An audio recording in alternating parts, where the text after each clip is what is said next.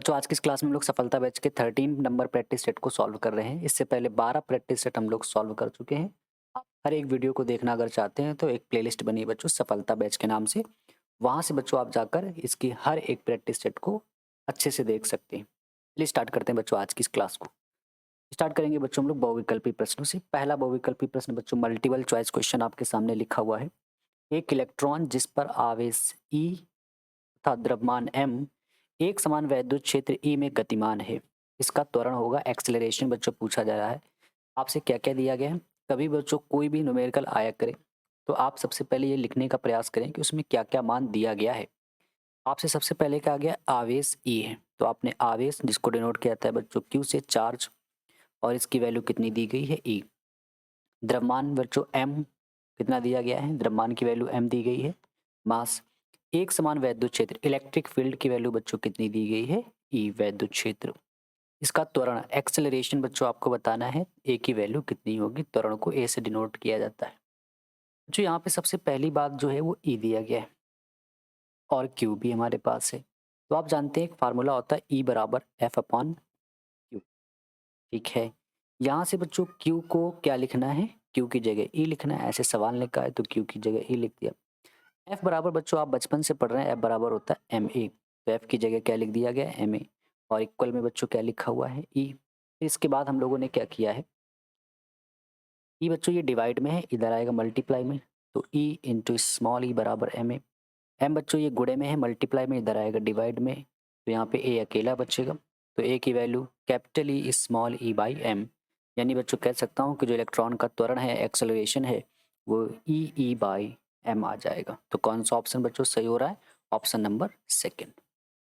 बच्चों दूसरा प्रश्न आपके सामने लिखा हुआ है। तीन समान प्रतिरोधकों, तीन इक्वल बच्चों रेजिस्टेंस है, श्रेणी क्रम उनको सीरीज कॉम्बिनेशन में जोड़ दिया गया है। तुल्य प्रतिरोध आपको इफेक्टिव रेजिस्टेंस बताया गया है R1 है। तीन प्रतिरोधों को बच्चों श्रेणी क्रम में जोड़ने पर बताया जा रहा है उनका टोटल जो रेजिस्टेंस है वो R1 है, ऐसा सवाल का कहना है। तथा समांतर क्रम में पैरेलल कॉम्बिनेशन में बच्चों इनका जो तुल्य प्रतिरोध है, इफेक्टिव रेजिस्टेंस है, सवाल का कहना है वो R2 है। यदि R1 बराबर बच्चों है n R2 के, तो n का न्यूनतम संभव मान क्या है? आपको बच्चों n की वैल्यू बतानी है यहाँ पे कि n की वैल्यू क्या है, जबकि तीनों बच्चों जो प्रतिरोध हैं वो कैसे हैं? सेम है। इसके लिए बच्चों हम लोग क्या करेंगे? मान लेते हैं कि बच्चों तीन जो प्रतिरोध हैं सबका मान R, R और R है। सवाल ने कहा था समान प्रतिरोध है। इसके बाद आपसे कहा गया है कि इन तीनों को किस क्रम में जोड़ना है? सबसे पहले सीरीज में यानी कि श्रेणी क्रम में। और बच्चों आप जानते हैं कि श्रेणी क्रम में जो तुल्य प्रतिरोध होता है, इफेक्टिव रेजिस्टेंस होता है, वो R बराबर R1 plus R2 plus R3 होता है। R1 की वैल्यू बच्चों कितनी है? R। सबकी वैल्यू कितनी है? RR। यहाँ से बच्चों टोटल जो प्रतिरोध कहा था वो सवाल ने कहा था कि R1 है। श्रेणी क्रम में बच्चों तुल्य प्रतिरोध जो सवाल ने कहा था कि तुल्य प्रतिरोध श्रेणी क्रम में R1 है। तो यहाँ से हम लोगों ने R1 लिख दिया है। बच्चों ये R को 3 बार जोड़ेंगे तो 3R हो जाएगा, यानी R1 की वैल्यू कितनी आ रही? 3 बार। इसके बाद बच्चों इस सवाल में कहा गया था कि इन तीनों प्रतिरोधों को समांतर क्रम में जोड़ना है, तो पैरेलल में जोड़ दिया है। पैरेलल में बच्चों क्या फार्मूला होता है? 1/R बराबर 1/R1 plus 1/R2 plus 1/R3। ये समांतर क्रम का सूत्र है।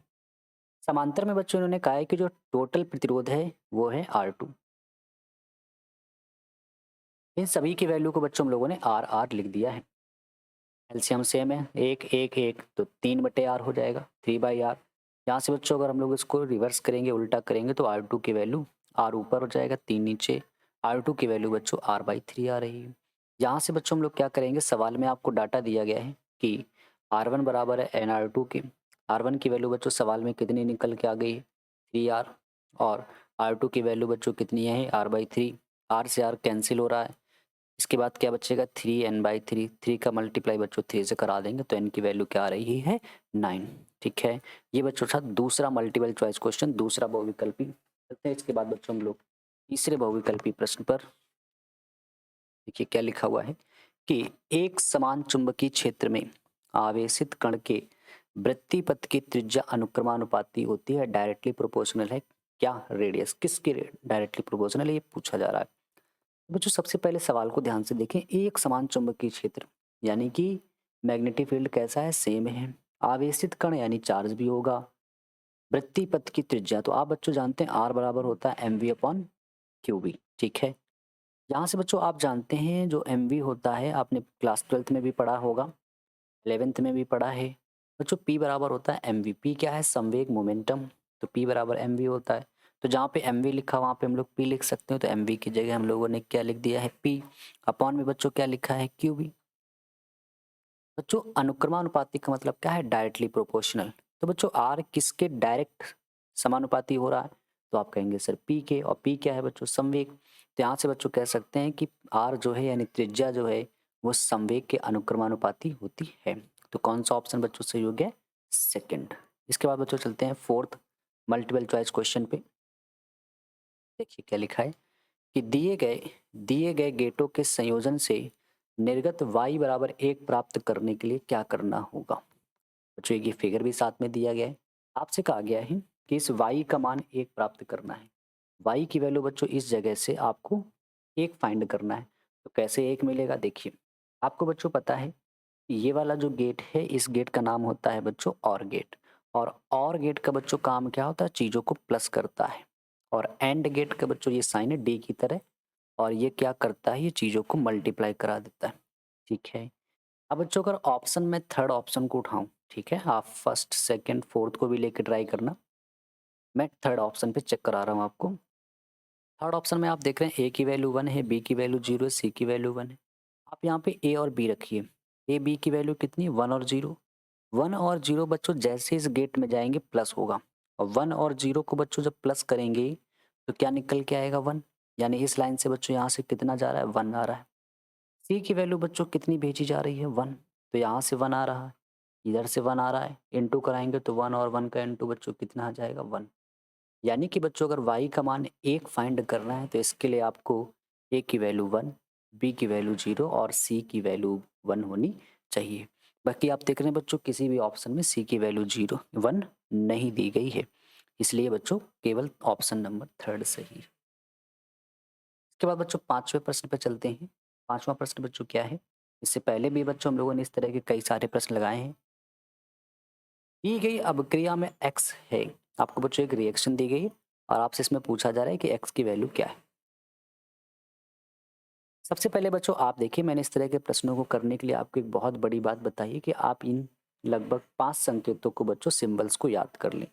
1H1 बच्चों जिसको प्रोटियम के नाम से हम लोग जानते हैं, प्रोटॉन ही कहेंगे। 1S2 को जिससे हम लोग ड्यूटीरियम के नाम से जानते हैं। 1S3 को ट्राइटियम के नाम से जानते हैं। 0N1 को बच्चों न्यूट्रॉन के नाम से जानते हैं। -1 बीटा 0 को बच्चों इलेक्ट्रॉन के नाम से जाना जाता है, ठीक है। इसके बाद बच्चों आपको रिएक्शन को बैलेंस करना आना चाहिए। नीचे वाली चीज की बैलेंस होगी, ऊपर वाली चीज ऊपर वाली चीज की बैलेंस होगी। बच्चों यहाँ क्या लिखा है 7 और यहाँ क्या लिखा है 0। अगर 7 में 0 को जोड़ेंगे तो 7 आएगा, 7 आएगा। अब बच्चों 7 इधर भी होना चाहिए, तो 6 में बच्चों कितना ऐड कर दिया जाए 7 आ जाए। तो आप कहेंगे सर जहाँ x लिखा है इसमें नीचे 1 होना चाहिए तभी तो 7 आएगा, तो 1 होना चाहिए। ऊपर वाले को बैलेंस करते हैं।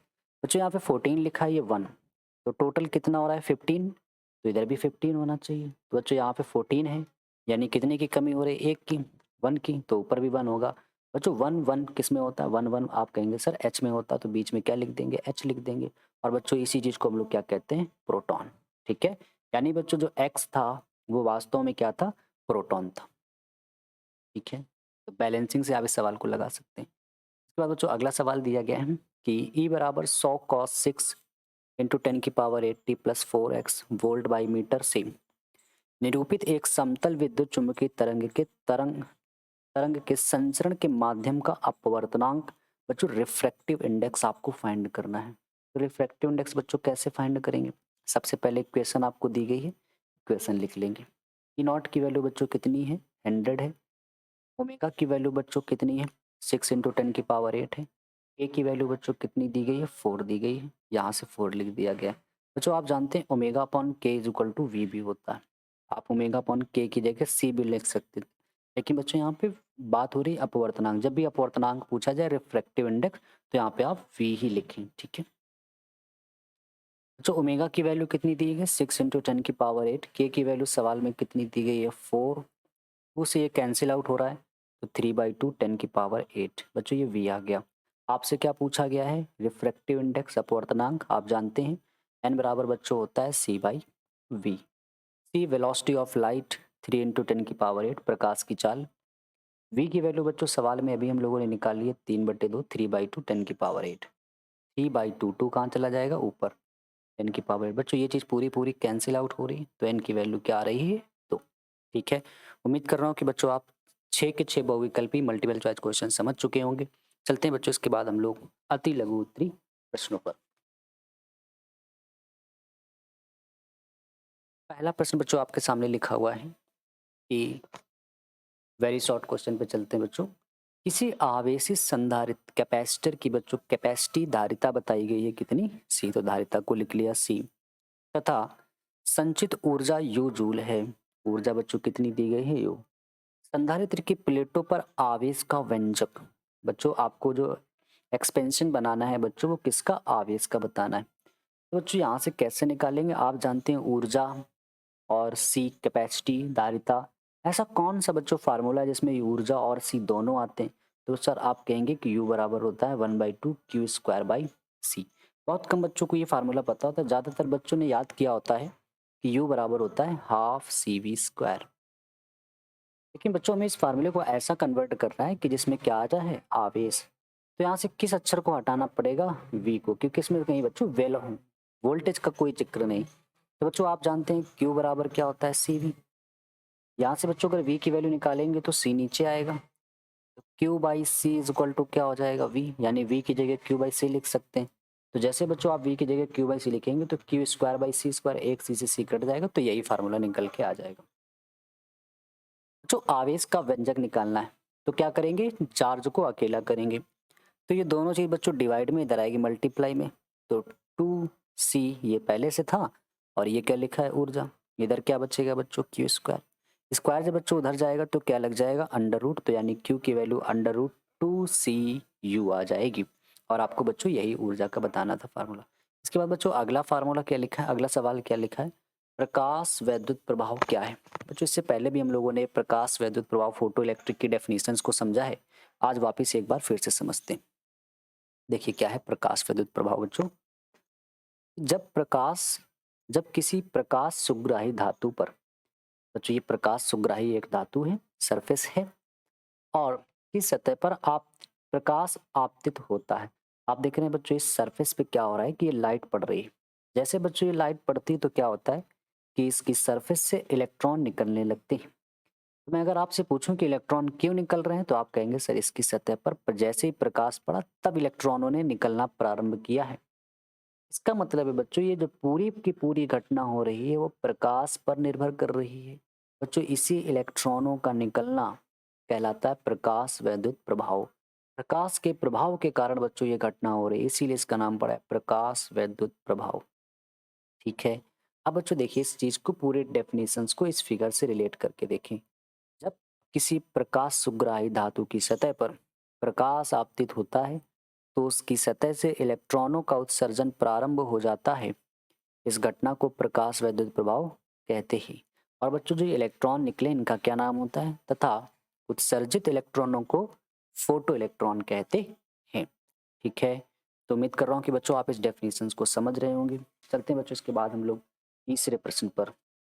बच्चों तीसरा प्रश्न आपके सामने क्या लिखा है कि एन टाइप के अर्धचालक, बच्चों एन टाइप सेमीकंडक्टर है, आपको उसमें बताना है बच्चों जो बहुसंख्यक जिसकी संख्या ज्यादा होती है और अल्पसंख्यक आवेश वाहकों के नाम आपको बताने हैं। तो बच्चों आप जानते हैं एन टाइप अर्धचालक में जो सबसे ज्यादा बहुसंख्यक आवेश थे माइनर और मेजॉरिटी, बच्चों मेजॉरिटी जो चार्ज होते हैं वो होते हैं इलेक्ट्रॉन, और जो बच्चों अल्पसंख्यक होते हैं माइनर जो बच्चों चार्ज होते हैं वो कौन होते हैं कोटक। ये किसकी बात बच्चों हो रही है, एन टाइप अर्धचालक की। तो याद रखेंगे कि एन में बच्चों ज्यादा जो आवेश बहुसंख्यक होते हैं वो इलेक्ट्रॉन होते हैं, और कम संख्या में बच्चों जो अल्पसंख्यक वाहक होते हैं वो कौन होते हैं कोटर। लेकिन कल को बच्चों अगर ये प्रश्न ऐसा पूछा जाता कि पी टाइप अर्धचालक में बताइए कि बहुसंख्यक और अल्पसंख्यक वाहक आवेश वाहकों के नाम, बच्चों इसका उल्टा हो जाता, बहुसंख्यक वहां पे हो जाते कोटर और अल्पसंख्यक क्या हो जाते? इलेक्ट्रॉन। किसमें? पी टाइप अर्धचालक में। ठीक है, चलते हैं बच्चों इसके बाद हम लोग अगले प्रश्न पर। प्रश्न नंबर बच्चों 4 आपके सामने। विभवमापी के तार में बच्चों, विभवमापी है, वोल्ट मीटर है। विभवमापी के तार में विभव प्रवणता का मान कम करने पर अविक्षेप स्थिति की लंबाई पर क्या प्रभाव पड़ेगा? वोल्ट मीटर की बच्चों इन्होंने कहा है कि स्लो वोल्टेज पर क्या इफेक्ट पड़ेगा अगर मैं उसकी जो बच्चों अविक्षेप, अविक्षेप क्या होता है? मतलब जिसमें बच्चों विभव मापी के तार को हम लोग जगह जगह वहाँ पे टच कराते हैं लंबाई वाले तार पे, और क्या होता है शून्य विक्षेप जहाँ पे मिल जाता है, जहाँ पर बच्चों मीटर की लाइन बिल्कुल जो एरो होता है वो जीरो पे चला जाता है, यानी जो मीटर की सुई बच्चों होती है वो जीरो पे चली जाती है, अविक्षेप, कोई स्थिति ही नहीं दिखाती बच्चों, उसी चीज को कहते हैं अविक्षेप स्थिति। तो कह रहे हैं अगर मैं विभव प्रवणता का मान कम कर दें तो अविक्षेप स्थिति की लंबाई पर क्या प्रभाव पड़ेगा? तो सबसे पहले बच्चों आपको इसका फार्मूला पता होना चाहिए। विभव प्रवणता का बच्चों क्या फार्मूला होता है? के बराबर होता है वी बाई एल। ठीक है, अगर बच्चों ने कहा है के को कम करना है, आप ध्यान से देखें के और एल दोनों किस रूप में लिखे, तो आप कहेंगे सर व्युत्क्रमानुपाती लिखे हुए हैं, इनवर्सली प्रोपोर्शनल लिखे हुए हैं। बच्चों अगर के मान को अगर आप कम कर देंगे तो एल का मान बढ़ जाएगा। इसका मतलब क्या है कि के को कम करने पर, यानी विभव प्रवणता को कम करने पर अविक्षेप स्थिति की लंबाई बढ़ जाएगी। लेंथ कैसी हो जाएगी बच्चों? बढ़ जाएगी। इस फार्मूले से सीधा सीधा सा दिख रहा है। जो अगला सवाल लिखा है कि धारामापी को, 5वां सवाल, धारामापी को वोल्ट मीटर में कैसे बदलते हैं? आपसे पूछा जा रहा है बच्चों जो अमीटर है उसको बच्चों वोल्ट मीटर में कैसे बदलते हैं? तो बड़ा आसान सा प्रश्न है। धारामापी को बच्चों वोल्ट मीटर में बदलने के लिए इसके श्रेणी क्रम में उच्च प्रतिरोध जोड़ देते हैं। लेकिन अगर बस आपसे बच्चे पूछा जाए कि धारामापी को अमीटर में कैसे बदलेंगे, तो उसके समांतर क्रम में बच्चों संट प्रतिरोध लगाया जाता है, जबकि यहाँ पे वोल्ट मीटर में बदला जा रहा है तो इसके श्रेणी क्रम में उच्च प्रतिरोध लगा दिया जाता है। क्वेश्चन नंबर 6 बच्चों आपके सामने लिखा है, बहुत ही इंपॉर्टेंट है। जो अपवर्तनांक बच्चों, अपवर्तनांक को डिनोट किया जाता है एन से, रिफ्रैक्टिव इंडेक्स कितना दिया गया है? 2। 10 अंश वाले एक पतले प्रिज्म, प्रिज्म एंगल बच्चों कितना दिया गया? प्रिज्म कोण दिया गया है 10 अंश से कितना न्यूनतम विचलन होगा? न्यूनतम विचलन को बच्चों डेल्टा एम से डिनोट किया जाता है। कह रहे हैं कितना होगा, यानी क्वेश्चन मार्क। आपको बच्चों एक ऐसा फार्मूला सोचना जिसमें ये तीनों चीजें आती हो और साफ साफ लिखा है बच्चों कैसे? पतले प्रिज्म की बात हो रही। पतले प्रिज्म में बच्चों फार्मूला होता है delta M is equal to N minus one into A. बच्चों यहाँ से डेल्टा एम ऐसे लिख दिया गया है। एन की वैल्यू सवाल में कितनी लिखी है? 2 माइनस 1। ए की वैल्यू कितनी है? 10। 2 माइनस 1 बच्चों 1 होता है। इनटू में क्या लिखा है? 10। 10 का मल्टीप्लाई 1 से कराएंगे तो कितना आ जाएगा? 10 निकल के आ जाएगा। उम्मीद कर रहा हूँ कि बच्चों आप ये मल्टीपल चॉइस क्वेश्चन समझ रहे होंगे। इसके बाद बच्चों हम लोग चलेंगे सीधे हम लोग लघु उत्तरीय प्रश्नों पर, शॉर्ट आंसर पर। पहला शॉर्ट आंसर बच्चों आपके सामने बहुत ही अच्छा सा सवाल है। लघु उत्तरीय प्रश्न पहला, चित्र में दर्शाए गए आवेशों के निकाय की कुल विद्युत स्थितिज ऊर्जा ज्ञात कीजिए। बच्चों आपको एक फिगर दिया गया है, आपसे इसमें पूछा जा रहा है स्थितिज ऊर्जा। क्या समझ रहे हैं हम बच्चों? स्थितिज ऊर्जा कैसे निकालेंगे? इलेक्ट्रिक पोटेंशियल एनर्जी बच्चों कैसे निकालेंगे? आपको बच्चों पता है ये जो आवेश कोने पे रखे हैं ये आवेश है चार्ज, और चार्ज की बच्चों इलेक्ट्रिक पोटेंशियल एनर्जी निकालने का फार्मूला है। आवेशों की बच्चों विद्युत स्थितिज ऊर्जा निकालने का जो फार्मूला होता है, अगर कहीं इस तरह कोई चीज़ दी गई है, दो चार्ज दिए गए हैं, उनके बीच की दूरी बच्चों अगर आर दी गई है, तो ऊर्जा निकालने का क्या फार्मूला है? 1/4πε0 Q1 Q2/R। आप इस चीज़ को बहुत अच्छे से समझ लें कि अगर कहीं पर भी बच्चों दो आवेश दिए जाते हैं, उनके बीच की दूरी अगर आर है, तो बच्चों वैद्युत स्थितिज ऊर्जा निकालने का जो सूत्र है वो U बराबर होता है 1/4πε0 Q1 Q2/R। ठीक है बच्चों, इस तरह का फिगर अगर आपसे इसमें कितने दिख रहे हैं, तो आप कहेंगे सर टोटल 3 फिगर हैं। यानी कि बच्चों इस फिगर में 3 ऊर्जाएं हैं। कौन कौन सी? ध्यान से देखिए। सबसे पहले ऊर्जा बच्चों energy U of A B line की, बिल्कुल इस तरह की लाइन है, ठीक है, पर इसको मोड़ के रखा गया। फिर बच्चों अगर मैं पूछूं ऊर्जा किसकी हो जाएगी तो आप कहेंगे सर बीसी लाइन की, तो यू ऑफ बीसी। फिर अगर आपसे मैं पूछूं तीसरी कौन सी, तो आप कहेंगे ऊर्जा सर एसी की, या तो सी ए भी लिख सकते हैं। ठीक है। अब बच्चों ऊर्जा का फार्मूला क्या होता है, 1/4πε0 Q1 Q2 बाई आर। तो 1/4πε0 Q1 बच्चों कहाँ का आवेश, ए का, तो कितना लिखा है 2Q। Q2 का मतलब दूसरा आवेश, जो कि बच्चों कौन से पॉइंट का, बी का, माइनस का Q। डिस्टेंस इन दोनों के बीच की बच्चों क्या है, ए है। सेम बच्चों यहाँ पर भी बीसी की बात हो रही है, तो 1/4πε0 Q1 की वैल्यू बच्चों कितनी है, माइनस क्यू। Q2 की वैल्यू कितनी है, माइनस का Q। अपॉन में डिस्टेंस बच्चों इन दोनों के बीच की क्या है, ए है। सिमिलरली सी ए में, ए सी में 1/4πε0 Q1 minus Q, Q2 2Q। Distance कितनी है, ए है। ठीक है। इसके बाद बच्चों हम लोग क्या करेंगे, 1/4πε0 ऐसे लिखा है, प्लस माइनस का मल्टीप्लाई आप करेंगे तो माइनस आएगा। क्यू का गुणा बच्चों क्यू से कराएंगे तो क्यू स्क्वायर आएगा। अपॉन में क्या लिखा है, ए। ये बच्चों प्लस का साइन ऐसे लिखा है बच्चों, ये माइनस और ये माइनस क्या हो जाएगा, प्लस हो जाएगा। क्यू का गुणा क्यू से कराएंगे तो क्यू स्क्वायर बन जाएगा। अपॉन में क्या लिखा हुआ है, ए। प्लस माइनस का बच्चों मल्टीप्लाई कराएंगे तो क्या आएगा, माइनस। और 1/4πε0 ऐसे लिखा है, तो ये बच्चों लिख दिया गया। क्यू का गुणा क्यू से कराएंगे क्यू स्क्वायर आ जाएगा, अपॉन में क्या आ जाएगा, ए। बच्चों अगर ध्यान से देखा जाए इन सभी से कुछ ना कुछ कॉमन आ रहा है, वो कॉमन चीज़ क्या है, 1/4πε0 इसमें भी है, इसमें भी है, यानी कि सभी से बच्चों क्या कॉमन आ रहा है, 1/4πε0 कॉमन कर लिया गया है। इसके बाद बच्चों ऊपर से अगर आप देखें तो क्यू स्क्वायर भी कॉमन आ रहा है, और नीचे से क्या कॉमन आ रहा है, ए। तो जब ये बच्चों पूरी चीज़ चली जाएगी तो यहाँ से क्या बचेगा, -2। यहाँ से सब कुछ चला गया बच्चों प्लस का 1, और यहाँ से सब कुछ चला गया तो क्या मिलेगा, माइनस का 1। ठीक है। ये चीज़ ऐसे लिखी है, -2 बच्चों क्या हो जाएगा, माइनस का 4 हो जाएगा, और ये चीज़ बच्चों क्या हो जाएगी, प्लस की 1। ये बिल्कुल मतलब ऐसे लिख दिया गया, -4 + 1 बच्चों 4 में, 4 में अगर एक घटाया जाएगा तो -3 बचेगा, तो यहाँ -3। तो बच्चों इस सवाल में टोटल जो एनर्जी है 1/4πε0 -3Q² निकल के आ रही। उम्मीद कर रहा हूँ कि आप इस सवाल को समझ पा रहे होंगे। चलता हूँ बच्चा, इसके बाद हम लोग दूसरे प्रश्न पर चलेंगे। क्वेश्चन नंबर 3 बच्चों आपके सामने लिखा हुआ है, चित्र में प्रदर्शित तार AB का प्रतिरोध 12,000 ओम है।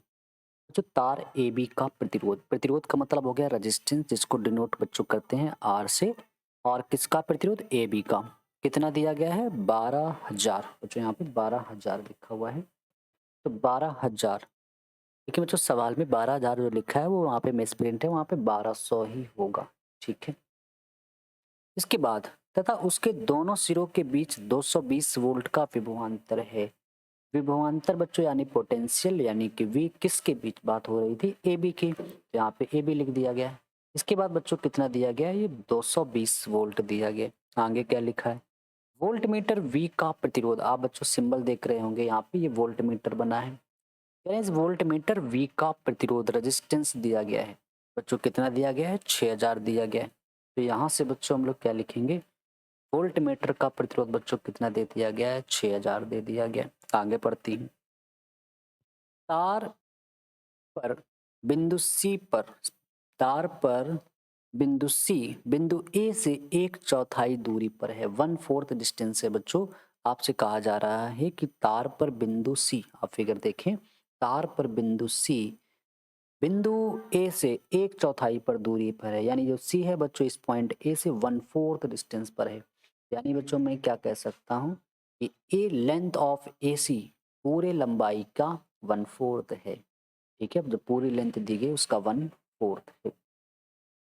आगे पढ़ते हैं, तो क्या कहा गया, वोल्ट मीटर का पाठ्यांक बच्चों क्या है, किस वोल्ट मीटर में बच्चों कितना पाठ्यांक, यानी इसमें कितनी बच्चों धारा फ्लो हो रही है, आई की वैल्यू कैलकुलेट करनी। तो देखिए कैसे स्टार्ट करेंगे, बहुत अच्छा सा प्रश्न है बच्चों। आपको इस सवाल में टोटल अगर देखा जाए, आरसी अगर निकाला जाए, यानी कि प्रतिरोध, वो पूरे प्रतिरोध का 1/4 होगा, क्योंकि लंबाई बच्चों इसकी क्या है, 1/4, यानी रेजिस्टेंस भी इसका 1/4 हो जाएगा। तो लंबाई टोटल किसकी, ए बी की, यानी कि रेजिस्टेंस ऑफ ए बी 1/4 हो जाएगा। तो बच्चों आपको दिया गया है कि रेजिस्टेंस ए बी पूरे का रेजिस्टेंस कितना दिया गया है 1200, तो 1200 लिख देंगे। 4 से बच्चों डिवाइड करेंगे तो एसी का जो प्रतिरोध आ जाएगा बच्चों वो कितना आ जाएगा 300, यानी यहाँ से यहाँ तक का जो बच्चों प्रतिरोध है वो 300। ठीक है, पूरा कितना है 1200, ये कितना है 300, तो बच्चों ये वाला प्रतिरोध कितना होगा, तो पूरा 1200 है, अगर ये 300 तो बच्चों ये 900 होगा, तो यानी किसका प्रतिरोध 900 होगा, बीसी का। मैं कह सकता हूँ कि बच्चों आर ऑफ बीसी रेजिस्टेंस यानी प्रतिरोध बीसी का कितना होगा 900, होगा कि नहीं होगा। अब आपसे कहा गया है कि आर ऑफ ए सी और आर वी समांतर क्रम में, आर ऑफ ए सी और आर वी, बच्चों ए सी और वी, ए सी ये वाला रेजिस्टेंस और ये बच्चों वी दोनों समांतर क्रम में ज्वाइंट है, पैरेलल कॉम्बिनेशन में। बच्चों पैरेलल में ये फार्मूला होता है, इसको लगा दिया। इसके बाद बच्चों दोनों की वैल्यू रख रहे हैं। एसी की वैल्यू बच्चों ऊपर जो वोल्ट मीटर था उसका 600 दिया गया था, ठीक है, उसका 600 दिया गया, और यहाँ पे बच्चों कितना दिया गया 300, तो बच्चों इन दोनों का एलसीएम लेंगे तो कितना आ जाएगा, यहाँ से कितना आ जाएगा 600, 600 में एक का डिवाइड करेंगे और इसका इसमें डिवाइड करेंगे तो 2 आ जाएगा, 2 और 1 बच्चों कितना हो जाएगा 3, 3 बट्टे कितना 600, तो यहाँ से बच्चों का इसको कैंसिल करेंगे तो 200, तो आर की वैल्यू कितनी आ जाएगी 200। अब बच्चों ये जो 200 आया है इन दोनों को मिला दिया गया जब हम लोगों ने तो 200 बन गया, 200 ये और ये बच्चों जो बचा हुआ 900 था, दोनों किस क्रम में होगा, श्रेणी क्रम में। तो मैं क्या कह सकता हूँ कि are total R1 plus R2 श्रेणी क्रम में। क्या फार्मूला बच्चों, R1 कितना आया था 200 अभी अभी आया है, और R2 बच्चों 900 था, 900 प्लस 200 कितना हो जाएगा 1100। V बराबर बच्चों क्या होता है IR, टोटल पोटेंशियल बच्चों बताया गया 220, I इंटू आर कितना आ गया 1100, एक जीरो कट जाएगा 22 बच्चा, और बच्चों 110 नीचे आ जाएगा। ठीक है, 11 दूनी बच्चों अगर इसको काटा जाए 11 से तो 11 10 बार कटेगा और 11 दूनी 22, इसको बच्चों 10 को काटेंगे तो 1/5 एम्पियर, यानी बच्चों कहा जा सकता है कि इस सर्किट में धारा कितनी बह रही है, करंट कितनी हो रही है 1/, हमारी बात समझ में। लेकिन हमें बच्चों करंट कहाँ बतानी है, और हमें इसमें बच्चों वोल्टेज भी बताना है। वोल्ट मीटर का पाठ्यांक, यहाँ पे पाठ्यांक में मैंने आई लिख दिया, वोल्ट मीटर का पाठ्यांक मतलब बच्चों यहाँ पे वी बताना है। तो जैसे बच्चों वी बताएंगे तो इसमें वी कैसे बता पाएंगे आप, जितना यहाँ पे बच्चों होगा तो वोल्टेज कैसे लिखेंगे, तो V of B C, B C का वोल्टेज बच्चों आई आर, धारा कितनी आ चुकी है 1/5, तो 1/5 आर बच्चों इसका कितना था, आर कितना है 900 बी सी, तो यहाँ से बच्चों हम लोगों ने क्या किया कि बी सी कितना आ जाएगा 900 आ जाएगा, तो यहाँ से बच्चों ये कितना आ जाएगा 180 वोल्ट। ये बीसी का बच्चों वोल्टेज है, किसका बीसी, बीसी का वोल्टेज बच्चों कितना आ रहा है, बीसी का वोल्टेज आप देख रहे हैं बच्चों 180 आ रहा है। हमें किसका बताना है, वोल्ट मीटर का। वोल्ट मीटर बच्चों किसके सिरे पे लगा है, एसी के सिरे पे लगा है। वोल्ट मीटर किसके सिरे के बीच में लगा है, एसी के। इसका हमने वोल्टेज निकाल लिया 180, टोटल वोल्टेज 220, बी से सी तक 180, तो बच्चों ये वाला कितना होगा, तो आप कहेंगे सर 40 वोल्ट होगा। तो यहाँ से बच्चों 220 वोल्ट में अगर 180 घटा देंगे तो वी ऑफ एसी कितना आ जाएगा 40 वोल्ट निकल के आ जाएगा। ठीक है, चलते बच्चों इसके बाद हम लोग चौथे प्रश्न पर।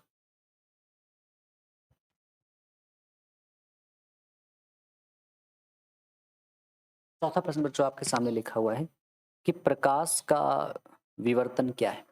आपको बच्चों विवर्तन की डेफिनेशन बतानी है। एक स्लिट से एक वर्णी प्रकाश के विवर्तन प्रतिरूप में प्राप्त केंद्रीय उच्चिष्ट की कोणीय फ्रिंज चौड़ाई का सूत्र प्राप्त कीजिए। विवर्तन प्रतिरूप में प्रकाश के तीव्रता वितरण का चित्र प्रदर्शित कीजिए। तो सबसे पहले बच्चों समझते हैं, बाकी की बात हम लोग बाद में करेंगे। प्रकाश का विवर्तन क्या है, सबसे पहले यही समझते हैं। जिस फिगर को ध्यान से पहले से पढ़ते हैं फिर इस डेफिनेशन पे आएंगे। आप बच्चों इस फिगर में देख रहे हैं कि इस जगह बहुत बारीक सा एक बच्चों रेखा छिद्र है और उस पे क्या हो रहा है, ये प्रकाश पड़ रहा है। जो प्रकाश बच्चों पड़ रहा है ये समतल प्रकाश है, सीधे सीधे करके आ रहा है, तो समतल तरंगाग्र भी कह सकते हैं इसको। जैसे बच्चों ये यहाँ पे पड़ेगा इस बारीक रेखा छिद्र पर तो क्या होगा, ये हल्का सा मुड़ जाता है। कोई प्रकाश ऐसे जा रहा है, कुछ ऐसे मुड़ गया, कुछ ऐसे कुछ ऐसे, यानी प्रकाश बच्चों जब किसी बहुत बारीक रेखा छिद्र पर पड़ता है तो वो हल्का सा क्या हो जाता है, मुड़ जाता है। बात समझ रहे हैं बच्चों, प्रकाश के इस तरह मुड़ने की ही घटना को कहा जाता है विवर्तन। तो क्या डेफिनेशन है, इस पूरे फिगर को बच्चों यहाँ से रिलेट करें कि जब प्रकाश किरणें किसी पतली रेखा छिद्र अथवा तीक्ष्ण अवरोध, बहुत छोटा सा अवरोध पर पड़ती हैं तो यह किनारों पर, उसी किनारों पर आंशिक रूप से मुड़ जाती हैं। इस घटना को प्रकाश का विवर्तन कहते हैं। ठीक है, इसके बाद ये फिगर बनाना। अब बच्चों आपसे इसमें क्या पूछा गया है? एक स्लिट, यहाँ पे आप देख रहे थे एक स्लिट है, एक रेखा छिद्र का मतलब एक स्लिट। एक स्लिट में एक वर्णीय प्रकाश के विवर्तन प्रोत में केंद्रीय उच्चिष्ट की कोणीय फ्रिंज चौड़ाई का सूत्र भी आपको बच्चों प्राप्त करना है। कोणीय चौड़ाई का तो सबसे पहले बच्चों यहाँ पे हम लोगों ने एक डायग्राम ड्रॉ किया, छोटा सा है लेकिन समझते हैं। एक स्लिट द्वारा प्रकाश का विवर्तन, सबसे पहले बच्चों एक स्लिट बनाई है, स्लिट से कुछ दूरी पर एक पर्दा लगा हुआ है। स्लिट से पहले हम लोगों ने एक उत्तल लेंस रखा है, कॉन्वेक्स लेंस है। दूसरी तरफ भी बच्चों एक कॉन्वेक्स लेंस रखा है। इस लेंस से बच्चों कुछ दूरी पर एक प्रकाश सोर्स है, लाइट सोर्स है, उससे दो किरणें ऐसे चलेंगी। जब ये दो किरणें बच्चों चलेंगी, लेंस क्या करेगा, उनको पैरेलल कर देगा। पैरेलल करने के बाद बच्चों इस स्लिट से सामने गुजरेंगी। सामने गुजरने के बाद ये कुछ मुड़ेगा, कुछ ऐसे मुड़ गया, कुछ सीधे जाएगा। मुड़ने के बाद ये दूसरे लेंस पे पड़ेगा तो ये वाली किरणें और ऊपर की तरफ कहीं मिलेंगी, जाकर ये वाली सामने मिलेंगी। यहाँ से बच्चों ए पॉइंट से हम लोगों ने एक परपेंडिकुलर ड्रॉ किया है, मान लेते हैं बच्चों ये पॉइंट के है। स्लिट में बच्चों दो पॉइंट लिए गए, ए और यहाँ वाला पॉइंट है बी। ठीक, जैसे बच्चों ये परपेंडिकुलर ड्रॉ किया तो इसके बीच का ये एंगल जो है थीटा मान लिया गया है। ठीक, और बच्चों ये जब लंब ड्रॉ किया गया पर लंबे 90 अंश का कोण है। आप जानते हैं बच्चों 90 के सामने की जो साइड होती है वो हाइपोटेनस होती है, कर्ण होती है। तो कर्ण का काम यहाँ पे बच्चों कौन करेगा, ए बी। और थीटा के सामने की जो बच्चों साइड होती है वो लंब होती है, तो लंब कौन का काम करेगा बच्चों, बी के। तो यहाँ से बच्चों हम लोग क्या कह सकते हैं, साइन थीटा बराबर बच्चों तो क्या था, लंब। लंब क्या है, बी के। कर्ण क्या है बच्चों, हाइपोटेनस क्या है, ए बी। यहाँ से बच्चों साइन थीटा बी के हमें नहीं पता है, ए बी की वैल्यू बच्चों मैंने अभी आपको बताई। रेखा छिद्र की चौड़ाई यहाँ से बच्चों आप देख रहे हैं, रेखा छिद्र की चौड़ाई यहाँ से यहाँ तक ई मानी जाती है, स्लिट स्लिट चौड़ाई। यहाँ से बच्चों इसकी वैल्यू ई लिख दी गई। इसका बच्चों इधर मल्टीप्लाई कराएंगे तो ई साइन थीटा, ये किसकी वैल्यू आ गई, बी के। बी के का बच्चों नाम होता है पठांतर, पाथ डिफरेंस। तो पाथ डिफरेंस बच्चों इसमें पठांतर कितना है, बी के। आप जानते हैं बच्चों निम्निष्ट की स्थिति में हम लोगों ने व्यतिकरण के चैप्टर में बच्चों प्रूव किया कि जो पठांतर होता है वो एम लैम्डा होता है। यहाँ पे उसका नाम बच्चों हो जाता है निम्निष्ट। तो पठांतर बच्चों क्या आ गया है, बी के, और फार्मूला क्या होता है, एम लैम्डा। तो बच्चों बी के की वैल्यू क्या लिख सकते हैं, ई साइन थीटा बराबर एम लैम्डा। थीटा बच्चों बहुत स्मॉल होता है तो साइन ऑफ थीटा किसके इक्वल हो जाएगा, थीटा के। यहाँ से साइन थीटा की जगह क्या लिख देंगे, थीटा। आगे ई लिखा था, ये एम लैम्डा लिखा है। यहाँ से बच्चों ई को हम लोगों ने नीचे भेज दिया तो थीटा की value plus minus M lambda by E. M की वैल्यू बच्चों यहाँ पे क्या है, 1 2 3 ऐसे लेते हैं। इसके बाद एम की वैल्यू को जब 1 लेंगे तो लैम्डा बाई ई। एम की वैल्यू को 2 लेंगे तो 2 लैम्डा बाई। एम की वैल्यू को 3 लेंगे तो 3 लैम्डा बाई ई। आपसे बच्चों इसमें पूछा जा रहा है कोणीय चौड़ाई। ये तो बात हम लोगों ने बच्चों निम्निष्ट की कर ली है। अगर बात करें कि इसके उच्चिष्ट की, तो गौण उच्चिष्ट की बच्चों इस स्थिति में क्या होगा कि सबसे पहले पठांतर, पठांतर बच्चों इसका याद कर लेंगे, 2m + 1 लैम्डा बाई 2 होता है। पठांतर बच्चों यहाँ पर हम लोग बी के निकाल चुके थे जिसकी वैल्यू क्या थी, ई साइन थीटा। ये ऐसे इक्वल आ गया। साइन थीटा किसके इक्वल होता है, थीटा के, स्मॉल होने के कारण। तो यहाँ पे ई साइन हटा देंगे, केवल क्या बचेगा, थीटा। ये चीज़ ऐसे लिखी है। यहाँ से बच्चों ई नीचे जाएगा तो इतना आ गया। एम की वैल्यू वही है 1 2 3, जैसे रखेंगे 1 तो 1 कम 2 और 1 3, 2 रखोगे 2 दूनी 4 और 1 5, 3 रखेंगे 3 दूनी 6 और 1 7, ऐसे करके आ जाएगा। बच्चों आपसे पूछा गया इसमें कोणीय चौड़ाई। कोणीय चौड़ाई बच्चों कैसे निकालेंगे, इसका फार्मूला होता है 2 थीटा। 2 थीटा बराबर हो जाएगा 2 लैम्डा बाई ई। कहाँ से आया, अभी हम लोगों ने प्रूव किया निम्निष्ट बच्चों। ये कितना आया था, लैम्डा बाई ई, और यहाँ पे माइनस लैम्डा बाई ई। बच्चों इन दोनों के बीच की दूरी लैम्डा बाई यानी 2 लैम्डा बाई ई। ठीक है, और इसी चीज़ को बच्चों हम लोग कहते हैं कोणीय चौड़ाई, 2 लैम्डा बाई ई। ठीक है, तो यहाँ से बच्चों उम्मीद कर रहा हूँ कि आप इस प्रश्न को समझ रहे होंगे। चलते हैं बच्चों इसके बाद पांचवें प्रश्न पर। पांचवा प्रश्न बच्चों आपके सामने लिखा हुआ है कि दो समांतर धारावाही दो समांतर धारावाही चालकों के बीच कार्य करने वाले बल के आधार पर बच्चों आपको 1 एम्पियर की डेफिनेशन बतानी है। इससे पहले भी मैंने बच्चों आपको 1 एम्पियर की परिभाषा पढ़ाई है। वापिस एक बार समझते हैं बच्चों 1 एम्पियर की परिभाषा क्या है। बच्चों 1 एम्पियर की परिभाषा ध्यान से देखिए कि 1 सेकंड में एक विशिष्ट बिंदु से आगे बढ़ने वाले एक कूलाम आवेश को बच्चों 1 एम्पियर कहते हैं। कोई भी बच्चों फिक्स पॉइंट है, अगर 1 सेकंड में एक विशिष्ट बिंदु से आगे बढ़ने वाले बच्चों एक कूलाम आवेश को हम लोग क्या कहते हैं, 1 एम्पियर कहते हैं।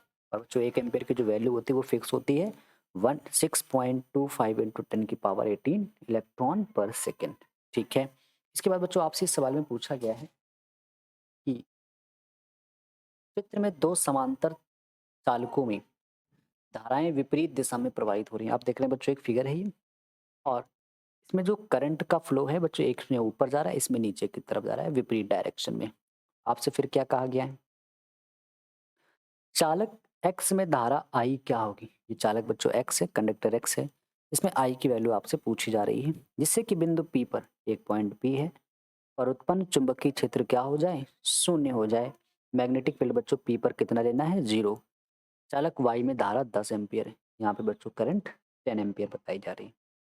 तो सबसे पहले बच्चों आपको एक छोटी सी बात याद रखनी पड़ेगी सवाल को लगाने के लिए। जब भी बच्चों किसी तार में धारा बहती है तो उसके चारों तरफ मैग्नेटिक फील्ड उत्पन्न हो जाता है, चुंबकीय क्षेत्र आ जाता है। बच्चों उस तार के द्वारा कितना मैग्नेटिक फील्ड बना है, कितना चुंबकीय क्षेत्र बना है, इसको कैसे पता किया जाए। तो इसका बच्चों सूत्र है बी बराबर μ0/4π2I/r। किसी भी तार के कारण बच्चों कितना भी मैग्नेटिक फील्ड उत्पन्न हो रहा है आप इस फार्मूले के द्वारा पता कर सकते हैं। बच्चों अगर सबसे पहले बात करूं मैं पहले तार x की, तो इसका मैग्नेटिक फील्ड bx लिख लेता हूँ। μ0/4π ऐसे रहेगा, 2 बच्चों ऐसे रहेगा, आई की वैल्यू क्या है, कैपिटल आई। आर यहाँ पे बच्चों हम लोग निकाल लें पी पर, तो ये डिस्टेंस कितनी है 10, ये डिस्टेंस कितनी है 5, तो इस तार से पी की डिस्टेंस बच्चों टोटल कितनी हो जाएगी 15 15। और सेंटीमीटर को बच्चों चेंज करते हैं -2 से। ठीक है बच्चों, अगर तार वाई की बात करें, वाई की, तो इस बी को बी वाई लिख दें, ये चीज़ ऐसे लिखी, 2 ऐसे लिखा हुआ है। आई बच्चों कितनी करंट फ्लो हो रही है 10। आर यहाँ से यहाँ तक की बच्चों डिस्टेंस कितनी है 5। सेंटीमीटर को चेंज करते हैं 10⁻⁻2 से। आपसे कहा गया कि बिंदु पी पर चुंबकीय क्षेत्र का मान कितना है, 0 हो। यहाँ से बच्चों दोनों की माइनस वैल्यू होगी तभी तो 0 आएगा। ठीक है, ये बच्चों वैल्यू उधर जाएगी तो प्लस हो जाएगी, दोनों की वैल्यू रख दें। बी एक्स की वैल्यू आई, बी वाई की वैल्यू ये आई है। μ0/4π से μ0/4π कट रहा है कि नहीं कट रहा है, पावर से पावर बच्चों कट रही है। ठीक है, क्या बच रहा है, यहाँ से बच्चों हम लोग कह सकते हैं कि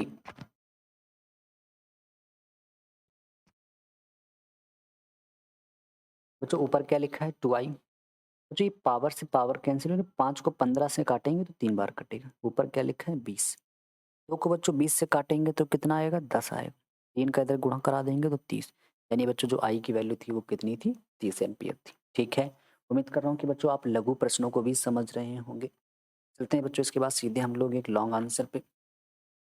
पहला लॉन्ग बच्चों आंसर आपके सामने कुछ इस तरह लिखा हुआ है, ध्यान से बच्चों देखें। ठीक है, पहला लॉन्ग बच्चों आपके सामने कुछ इस तरह लिखा हुआ है कि यंग के द्विस्लिट प्रयोग में, यंग एक्सपेरिमेंट है बच्चों, 2 तरंग दैर्ध्य बताई जा रही हैं। लैम्डा पहला दिया गया बच्चों तरंग दैर्ध्य, तरंग दैर्ध्य को बच्चों शो करते हैं वेवलेंथ को लैम्डा से।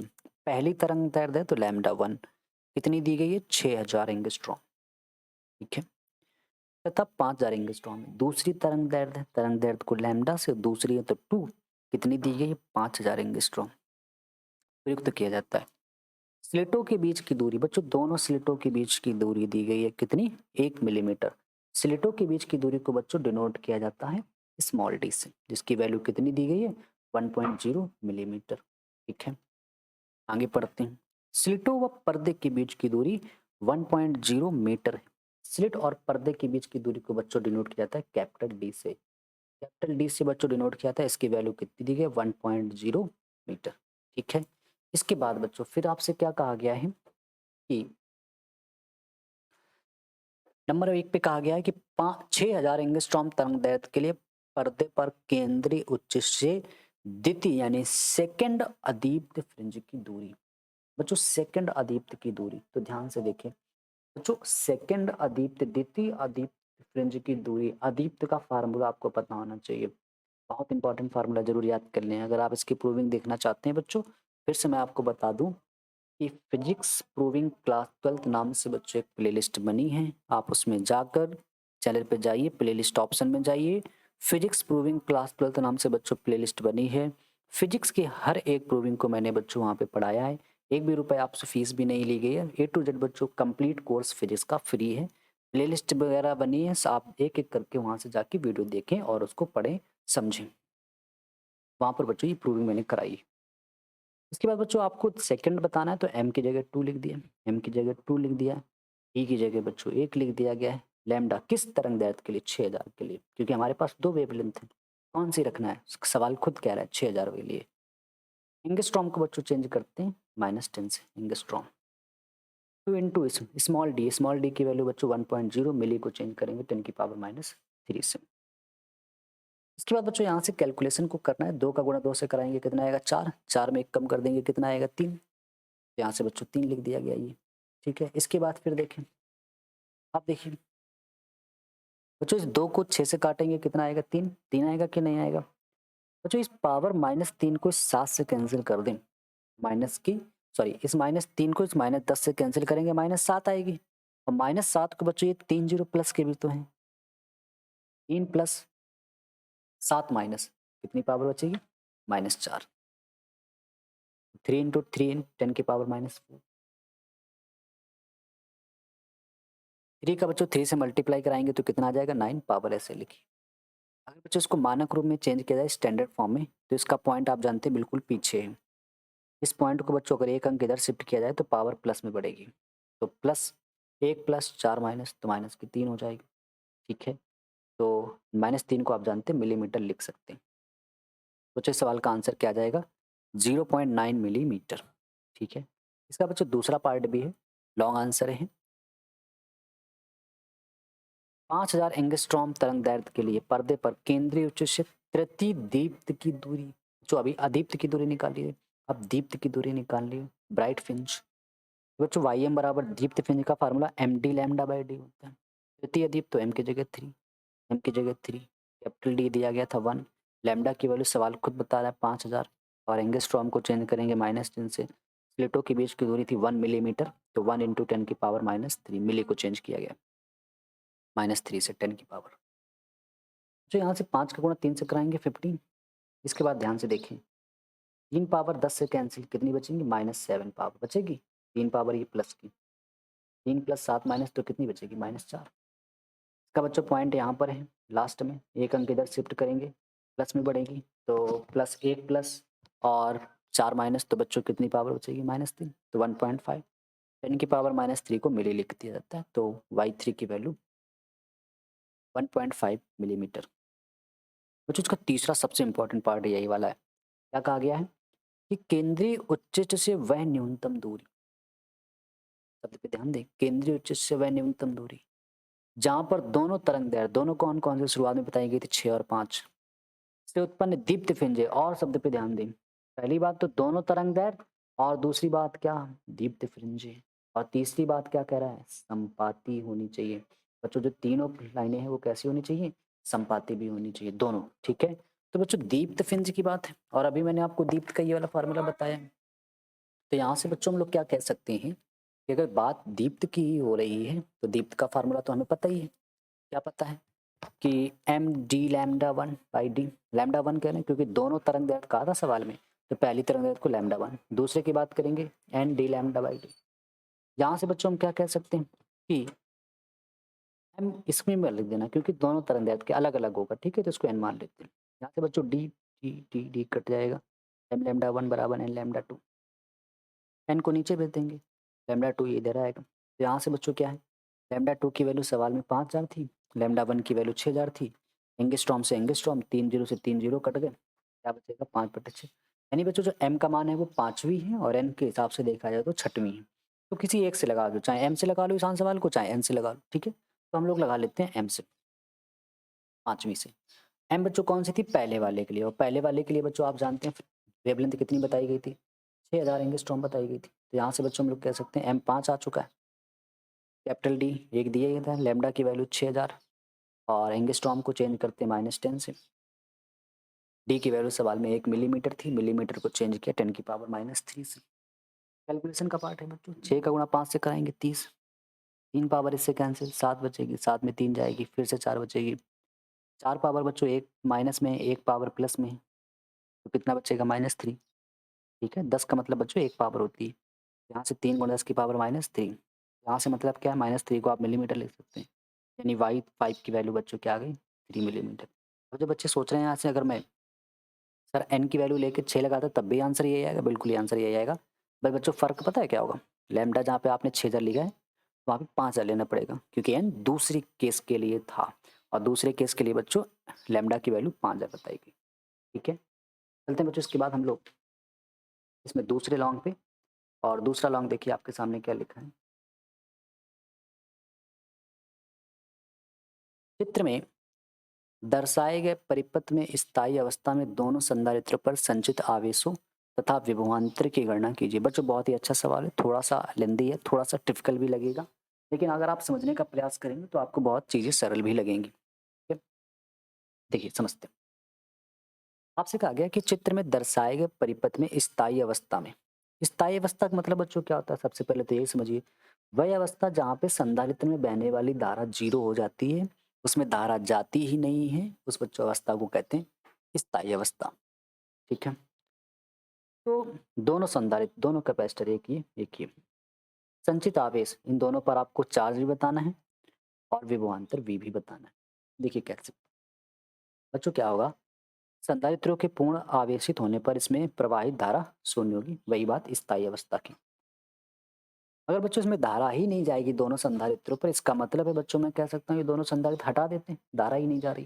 जब हटा दोगे तो नया फिगर बच्चों ऊपर वाले केस के हिसाब से ये दिखेगा। ठीक है बच्चों, इसमें ये तीनों प्रतिरोध आपको किस क्रम में नजर आ रहे हैं? श्रेणी क्रम में। इसका फार्मूला ये होता है। ठीक, R1 बच्चों कितना है? 1 है। R2 कितना है? 5 है। R3 बच्चों कितना है? 6 है। सबको जोड़ोगे बच्चों 12 आएगा। आप जानते हैं V बराबर क्या होता है बच्चों? IR। V कितना दिया गया बच्चों इस सवाल में? 12 वोल्ट, 12 लिख दिया। I हमें नहीं पता है, R कितना आ चुका है? 12। बच्चों 12 को 12 से कैंसिल करेंगे, 1 एम्पियर आएगा। 1 एम्पियर निकल के आएगा। बच्चों अगर मैं इस पूछूं कि R बराबर 1 में विभव कितना है, वोल्टेज कितना है, तो आप कहेंगे सर 1 ओम प्रतिरोध में विभव। V बराबर क्या होता है यार? वोल्टेज निकालना है। आप ये मत समझिए कि वोल्टेज 12 है बच्चों, ये 12 पूरे सर्किट का है। मैं पता करना चाहता हूँ एक में कितना वोल्टेज, तो V बराबर क्या लगा देंगे? आई। आई कितना आ चुका है? 1। R बच्चों उसका कितना है? 1। 1 और 1 का गुणा कराएंगे 1। यानी बच्चों इस 12 में से, इस 12 में से इस पर 1 वोल्ट का विभव गया है। तो बच्चों बचा कितना है? तो शेष विभव 12 माइनस 1, यानी कि कितना बच रहा है? 11। अब बच्चों जो 11 वोल्ट का विभव है वो इन दोनों पे जाएगा। ठीक। और अगर मैं बच्चों बात करूं कि ये जो लाइन थी वो पूरा फिगर ऐसे था, इस वाले पे जा चुका है 1 वोल्ट का विभव। कहानी को समझने की कोशिश करें, ये 12 वोल्ट की विभव था, इस पे जा चुका है 1। अब बचा कितना है? 11 हमारे पास। 11 बच्चों ये दोनों लाइन किस क्रम में? पैरेलल में। और आपको बच्चों पता है कि समांतर क्रम में विभव समान होता है, यानी कि इस वाली लाइन पर बच्चों 11 वोल्ट है और इस वाली लाइन पर भी 11 वोल्ट। लेकिन अगर मैं पूछूं 11 में से इस पर और इस पे कितना है, तो आप नहीं बता सकते। इस लाइन पर 11 वोल्ट चल रहा है लेकिन इसमें अलग अलग नहीं बता सकते क्योंकि श्रेणी क्रम में विभव अलग हो जाता है। समझ रहे हैं बच्चों? इस लाइन पर अगर 11 वोल्ट चल रहा है तो क्यों ना मैं इस लाइन को दोनों पहले संधारित्रों को जोड़ के एक बना दूं। तो दोनों किस क्रम में? सीरीज में। और सीरीज में बच्चों आप जानते हैं ये फार्मूला संधारित्र का। तो यहाँ से बच्चों हम लोग क्या कर सकते हैं, C1 की वैल्यू 2 है, C2 की वैल्यू 3 है। ठीक है, 3 का इधर गुणा, 2 का इधर, क्रॉस मल्टीप्लिकेशन बाई 6। 3 + 2 बच्चों 5/6, पलटेंगे तो 6/5। 5 का भाग 6 में देंगे तो 1.2। अब बच्चों ये दोनों संधारित्र बन चुकी हैं एक, और उस एक पर बच्चों कितना चल रहा है? 11 वोल्ट का विभव। तो क्यों ना लगा दिया जाए Q बराबर CV। तो क्यों ना बच्चों लगा दिया जाए Q बराबर CV। तो यहाँ से बच्चों हम लोग कह सकते हैं कि Q बराबर CV। Q बच्चों ऐसे लिखेंगे, C की वैल्यू कितनी आ चुकी है? 1.2। विभव कितना है उस पर? 11 वोल्ट। 11 कैसे बच्चों गुणा कराएंगे तो 13.2 माइक्रोफैरेड। यहाँ से बच्चों क्या पता, सॉरी माइक्रोफैरेड नहीं, माइक्रो कूलाम, आवेश का मात्रक कूलाम। यहाँ से बच्चों क्या पता चल रहा है कि जो दोनों संधारित्र थे ये श्रेणी क्रम में थे। श्रेणी क्रम में बच्चों आवेश समान होता है, इसका मतलब ये जो चार्ज बच्चों आ रहा है ये दोनों पर यही होगा। हमें क्या बताना है? V। आपने पता कर लिया कि इन दोनों पर बच्चों जो चार्ज है वो यही वाला चार्ज, इन दोनों पर जो Q है इस पे भी यही, इस पे भी यही। अब हम पता करना चाहते हैं इस पे v कितना है, तो वापस बच्चों लगा दिया जाए q बराबर सी वी सी, तो v बराबर क्या आएगा q बाई सी। पहले के लिए तो 1 1, q बच्चों कितना आ चुका है 13.2 माइक्रो। c की वैल्यू बच्चों कितनी है 2 माइक्रो, तो माइक्रो से माइक्रो उड़ गया, 2 से बच्चों इसको काटेंगे 6.6 फैरेड आ जाएगा, वोल्ट आ जाएगा। बच्चों दूसरे वाले पे निकालें इस वाले पर, तो क्या आएगा v बराबर होता है q बाई सी 2, v बराबर होता है q बाई सी 2 2 है तो 2 लगा देंगे दूसरे वाले पे। q आ चुका था बच्चों 13.2 और c बच्चों यहाँ पे कितना है 3, तो 3 लिख देंगे, माइक्रो से माइक्रो कट जाएगा, 3 से इसमें डिवाइड करेंगे तो 4.4 निकल के आ जाएगा। तो बच्चों ये था दूसरा लॉन्ग आंसर, ठीक है। और इस तरह के बच्चों लगभग 4 से 5 सवाल आपके बोर्ड में एग्जाम में आए हुए हैं, आप उसको अपने आंसर से ज़रूर प्रैक्टिस करें। और अगर वीडियो बच्चों अच्छी लग रही हो तो वीडियो को लाइक ज़रूर करें और अपने दोस्तों तक भी इसे ज़रूर शेयर करें। मिलेंगे